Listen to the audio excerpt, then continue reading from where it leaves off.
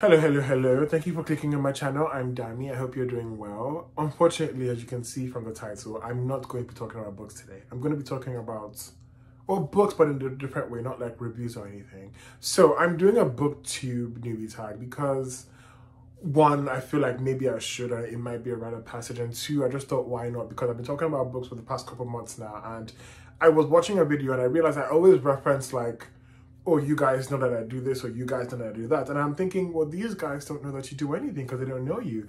So I thought this might just be the best way to break out the ice and just kind of introduce myself into like this, familiar space, and just hope that I might catch a likeness of someone or some people or everyone or whoever, right? So I have some questions pulled up here on my computer. I have some from Pinterest and I have some from like a Wikipedia page. So I'm really only going to be like answering the ones that really interest me. So I started this channel because I just wanted to talk about books, honestly. So I have a TikTok called The Book Potato, same as this channel, where I just talked about books, and I thought I really just want to prop up a camera and just talk, and if anyone's going to watch, that's fine. And I mean, because contrary to some people, I enjoy rewatching myself after some time. So like when I record a video and I like edit it a couple days after, I kind of just enjoy watching that video. So that's really why I just wanted to like talk about a book and just keep it in like almost like an archive, because I know years from now, hopefully YouTube's still a thing, I can just look back at books I've read and be like, oh wow, that's, yeah, that's why I started this channel. Why do you love reading? I think everyone who loves reading might have we might all have a synonymous answer, which is escape, really. Like also, there's something really interesting about reading, a beautiful thing about reading that's like different from watching a show, in my opinion, is 3 people can read the same book, but we're all going to take something different, we're all going to have a different like perspective. So say there's like a particular scene, you might picture that scene, so say there's a fight, like a domestic fight, husband and wife, right? You might picture the scene in the kitchen, someone might picture the scene in the bedroom, someone might picture the scene at the supermarkets, right? So I just think that's just the beauty of reading for me, and that's why I really enjoy reading. You just have the words and the world, and like the visuals is up to you, and it's just, I mean, you have creative control in a way, and I just like it's fucking amazing, and I fucking love it. So that's why I love reading. What book or series got you into reading?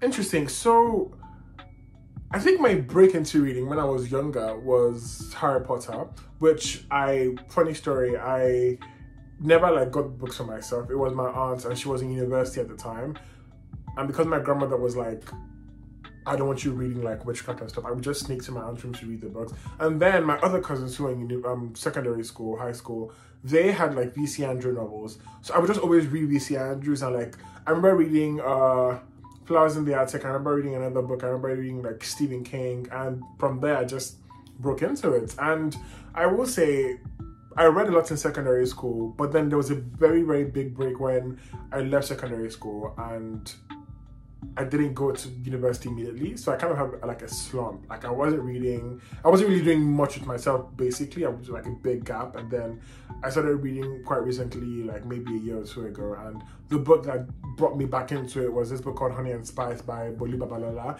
It's a romance novel, and it was just, yeah, and just, snowballed from there. So yeah. Those are the book that got me back into reading. What challenges do I think starting a Booktube channel will be the hardest to overcome? I don't know. I believe maybe it's taking away the fact that I'm doing this video for me. I'm not necessarily waiting or trying to see how many views I'm going to gather, or like which each video is saying, oh, this is going to do well, and then when it doesn't do well, quote unquote, whatever that might be, I then feel dissuaded, or that's the word, or like just discouraged to then do another video. So yeah, that's just what it is. I think once I'm able to remove that factor, like the analytics and views factor from it, I would be a lot happier. So that's like one thing I know I'm trying to overcome. Where do you read? Okay, so it depends. Most times I'm reading on my couch, or I'm reading on my patio, or I'm reading wherever I really just go, at work, on my lunch break. I just take a book with me almost everywhere, and I just read, whenever I can. And yeah, that's pretty much it. What kind of books do you like to read? Okay. My comfort genres, which is the books I would read anytime, are thrillers, psychological thrillers, mystery, horror. Now, I will say I'm extending and expanding my palette a little bit. So romance and sci-fi have entered the mix, and so far so good. I haven't been disappointed. I will say though, thing about sci-fi, let's just say sci-fi and fantasy. I'm just going to put those in the same boat. I know they're not the same, but I'm going to put them in the same boat. Sci-fi and fantasy, thing about them is your imagination really has to take the punch. And it has to be really, really good. And sometimes when I'm reading a fantasy, I'm reading sci-fi, and if the world building is giving me a headache, I get very discouraged, and it just like gives me a bad feel throughout the end of the book. However, I read a lot better and a lot more interesting sci-fis and fantasies than I have the bad ones. Romance, I honestly enjoy romance novels as like a palate cleanser. So currently I'm reading a thriller, like a serial killer thriller, and I'm already in my head, I'm like, I might just read a romance novel to kind of like cleanse my palate. Yeah, but however, I'm on a romance novel break. I'm like, I need a break from all the lovey-dovey shows. So yeah, those are the books that I enjoy to read. Do you read in one sitting or multiple days? Oh gosh, I wish I could say one sitting. No, I've never. I think the closest I've come to reading a book in a sitting was maybe a week or 2 weeks ago when I was on a flight. I was reading Yellowface. I talked about that in my last video, and the book was just too good. I was reading Yellowface by Eric Kwang, and I started it on my flights, like from the boarding gates to my flight, and I would have kept going, but I just needed to nap. I needed to take a nap, and it was really, really good. That's the closest I've come to reading a book in one sitting. Yellowface and Before I Let Go by Kennedy Ryan. However, it just depends on what I'm doing and if I'm busy. So recently I've had a lot more free time on my hands, and even though I'm not really reading as much as I thought I would, I'm watching and catching up on a lot of shows. But yeah, most times a book takes me maybe a week or like a weekend, depending, to finish. But that I would pick up a book and finish it in one sitting, it's never gonna happen. I mean, probably will happen, just depending, but that's basically it, yeah. One POV or multiple POVs, okay. I really enjoy when a book has dual POVs. I don't think I've read a book that has more than, well, actually, scratch that. I read Miracle Creek, a really good book, and it had multiple POVs, and that was the first time I was reading a book that had multiple POVs, because I'm more inclined and I'm more comfortable reading like dual POVs, but I'm saying POVs too much.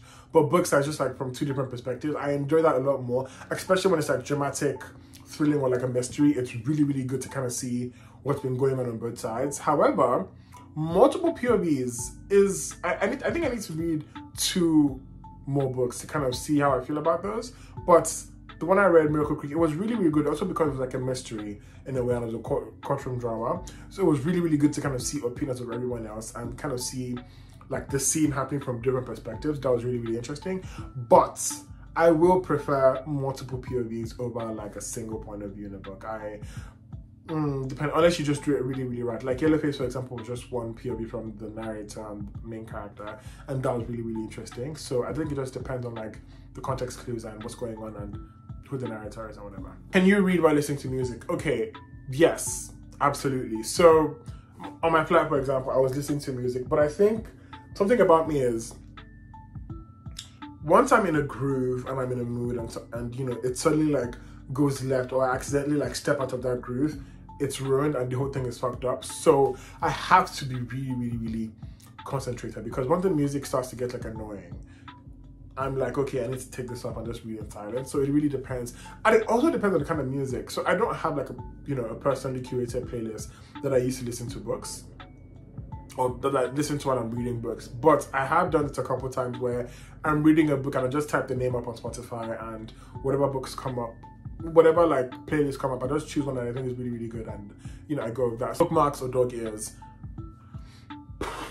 You know what, if you asked me this 2 months ago, I would have said bookmarks, but I just dog-eared a book. I just finished reading 10 Nights of Flesh, and I dog-eared it because I was like, from when I started the book, I was using my highlighter a lot, and then I wasn't with my highlighter at a certain point, so I just had to kind of bend it. It was a very, very crucial point in the book that I want to go back to read at some point in time.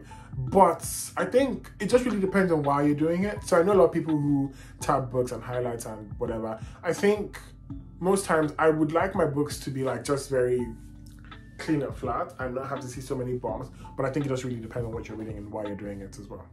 But most times it will be a bookmark, just to kind of set the record straight. Buying books or borrowing books, I prefer to buy my books. I haven't been in a scenario recently where I've had to borrow a book. I know growing up when I was in school, my best friends and I who used to read a lot, we would just like exchange books and do like a whole circle. And because we didn't have the opportunity to buy books, like, so it's like when you know, I was in boarding school. So when you go in for a semester, you're there till it's like midterm. So only the books you brought with you are the books you would have to read. So we would always like bring a lot and just circulate. And most times, in more cases than some, the books you either get lost or you go home with a book that's not yours and it just stays in your house forever, and you know, that's just the end of the story. But recently I do prefer to buy my books because I just prefer to see them. I'm not like I mean, maybe it's like as a collection, I don't know, but I prefer to have my books there. I don't know, I just prefer to have them because that's just why. I don't know, I haven't really seen a reason why not to. Recently I did download an audiobook, which I'm not really into audiobooks as well, but it just depends as well. But I downloaded an audiobook, and I remember just like talking about a book I had read, and it was this audiobook, and I'm like, oh wait, yeah, I read that book and it's not here. So it feels kind of weird, so I do prefer to buy my books. Favorite author? I don't have a favorite author. Maybe I'm gonna, if you would allow me to rephrase that question, I think one of my favorite authors to read recently has been Kennedy Ryan and R.F. Kuang, even though I've only read one of her books. But okay, I'm just gonna say one. Kennedy Ryan, amazing. She has this effect that just makes you want to read all of her books. It's fucking amazing, it's fucking sensational, and currently, she's one of my favorite authors. Newest book I have read, based on publication dates. That would be Yellowface. Absolutely, it's gonna be Yellowface. I just finished that like a week ago. Fucking amazing. If you've not read it, do yourself a favor and pick it up. Last book I recommended to someone. Oh, okay, it's been two. So I recommended Yellowface to my mom literally this morning. I sent her the link to get the book. And then I recommended a book called The Atlas Six to a friend 2 days ago, and he just started listening to it as well. And those are the last two books I recommended. Yeah. The Atlas Six I really enjoyed. I haven't read The Atlas Paradox yet, and I've been scared to because I've seen a lot of reviews, and I'm kind of trying to like cleanse and forget everything I've seen about that book so that I can then read it and buy it. But I've been seeing it popping up in every bookshop I've been going to, so I think that's a sign. But The Atlas Six and Yellowface. The book I'm currently reading, it's right here actually. I'm currently reading My Sister the Serial Killer by Oyinkan Braithwaite. I just started on the bathroom, and so far so good. I'm really enjoying it. Love triangles, yes or no? Okay. I'm going to assume this is in the context of romance novels, which I don't read enough of them or a lot of them. But in a case where it's like something else going on and there's a love triangle, I'm not opposed to it if it's not taking away from the story. So earlier in the year, I read a book called Legend Born by Tracy Dion, and there is some sort of love triangle towards the ending, I believe. The second book, Bloodmark, is out. I haven't read it yet. I'm going to, and I'm only assuming that there might be that same love triangle for a little bit, and based off a little things I've seen on the internet as well. But I'm not opposed to it if it's not taking away from the story. I think it's pretty good. But when it's like the plots of a romance, I might feel a bit icky about that, only because in most cases and some as well, there's just one way it's going to end, unless it just ends in like a very, I guess, consensual and mutual relationship between two people.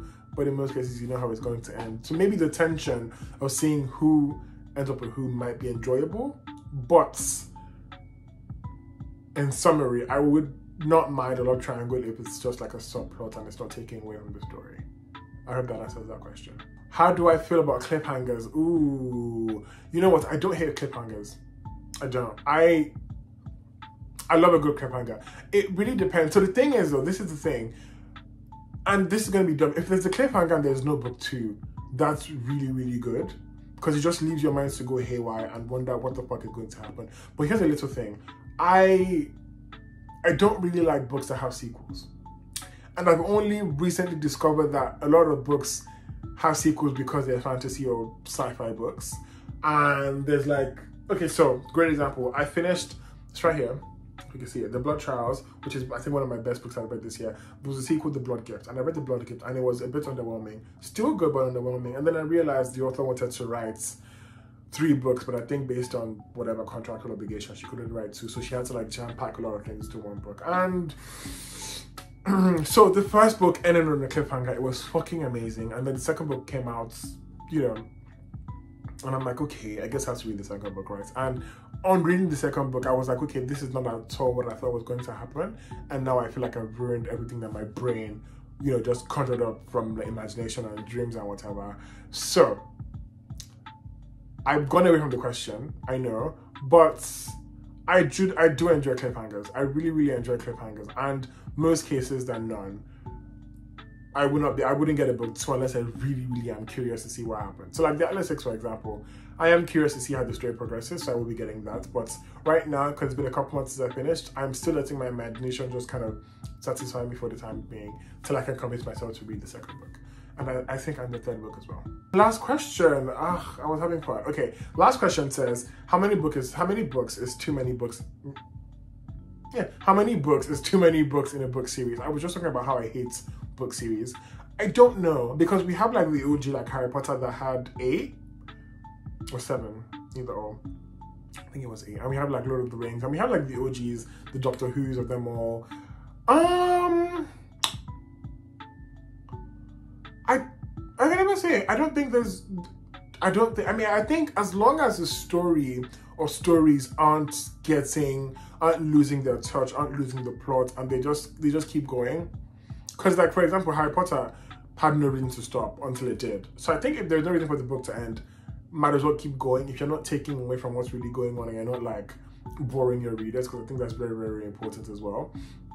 But yeah, I'm not opposed to books. Now, would I indulge in a lot of book series? Maybe not. So like, I know a lot of books that I wanted to read. I've seen that like there are a lot of book series and there's a lot of them, and I'm like, that's a relationship and that's an investment I don't want to make and be intertwined with. So I'm a bit iffy. Harry Potter was my only exception. I have a very, very interesting and embarrassing story about Doctor Who that I'm going to use to wrap up this video. So when I was younger, there was a Doctor Who book that my mom had got me, and it was one of those choose your adventure books, but I didn't know at the time. So I would just read page per page, and it was so confusing and I felt so dumb.